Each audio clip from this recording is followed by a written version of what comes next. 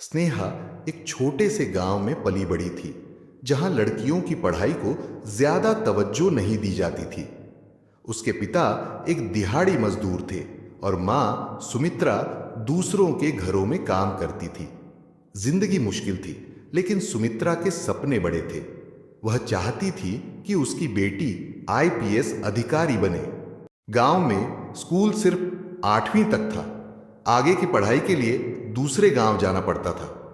रोज 5 kilometre पैदल चलकर school जाना आसान नहीं था, लेकिन स्नेहा की मां उसे हर सुबह हौसला देती।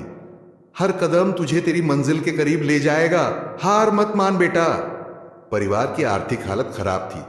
कभी कभी घर में 2 वक्त की रोटी भी मुश्किल से बनती, लेकिन मां ने स्नेहा की पढ़ाई के लिए कोई कसर नहीं छोड़ी। जब किताबें खरीदने के पैसे नहीं थे, तो मां ने अपना एकमात्र सोने का कंगन बेच दिया। लोग ताने मारते, बेटी को इतना पढ़ाकर क्या करोगी, आखिर में शादी ही करनी है।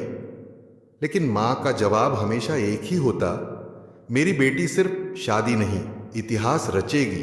12वीं के बाद स्नेहा ने कॉलेज में दाखिला लिया। अब वह सिविल सर्विस की तैयारी करना चाहती थी, लेकिन हालात फिर रोड़ा बन गए। कोचिंग के पैसे नहीं थे, तो उसने लाइब्रेरी में घंटों बैठकर खुद से पढ़ाई शुरू की।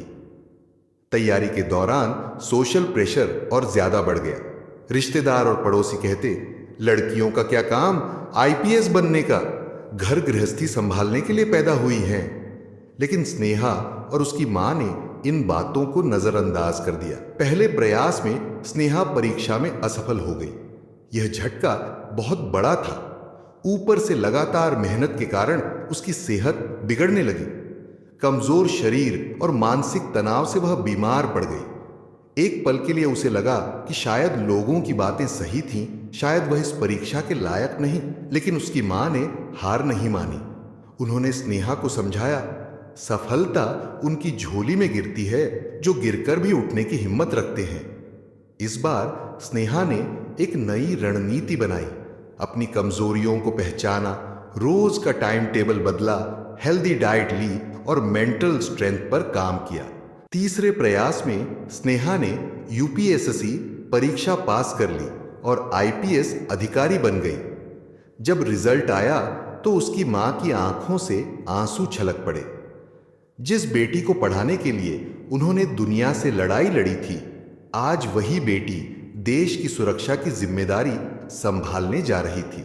जब स्नेहा पहली बार खाकी वर्दी पहनकर गांव लौटी, तो वही लोग जो कभी ताने मारते थे, अब गर्व से कह रहे थे, यह हमारी बेटी है।